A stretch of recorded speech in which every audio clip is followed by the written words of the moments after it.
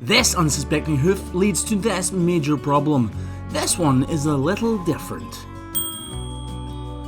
So this is an abscess in its very earliest stages. The farm that this cow lives on is very diligent, and any cows which have any problems whatsoever are picked up as quickly as possible.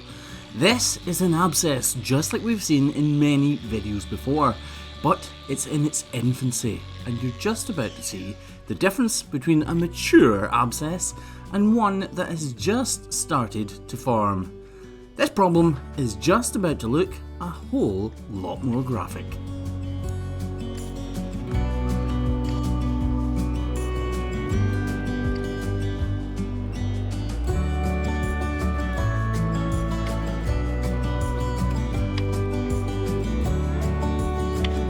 So I've actually featured this farm before, and I did so because it's such a beautifully maintained and well thought out setup. The cows here are truly lucky to live here, but there is one slight problem. This is a new farm, and that means new concrete, and new concrete can mean thin soles, which is exactly what's happened to this cow.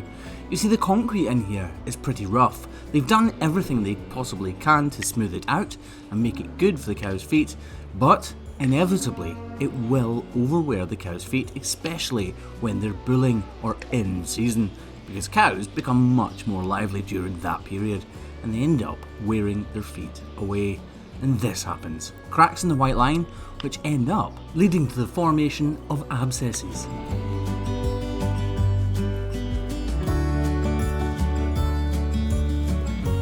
But what's this? It's not the usual pus we see. This is serous fluid, or serum. This happens when an abscess or problem is actually beginning to heal, but there's still inflammation around the problem area. A formation of serum fluid ends up draining from the area. It's actually quite a good sign, because it means the cow is starting to heal all by herself. However, this would cause a break in the integrity of the hoof horn. In other words, a double sole would end up completely forming, and that in itself would become a problem. So we need to get rid of all of this disconnected tissue, and then we're going to apply a block to that inner claw to get this affected foot off the ground. Removing this disconnected hoof horn will have two advantages for the cow. Not only will it remove the pressure build up within that hoof capsule and thereby give her loads of pain relief by letting the serum escape, but also it'll make sure that no problems arise from her having a full double sole. That being said, we couldn't leave her like this, because all that pressure of her weight above the foot would bear down on that thin hoof horn, and that would also cause a problem, which is why we're applying a block.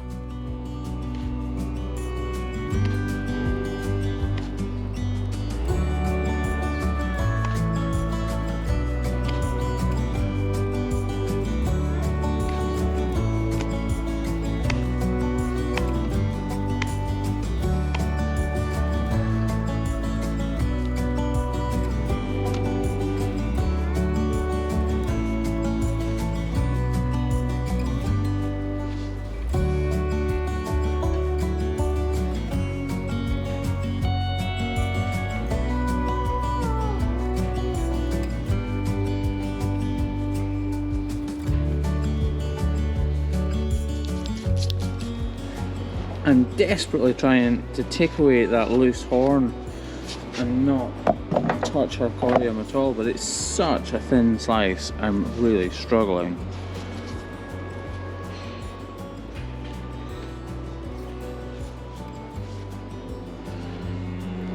Like, see, it's not attached.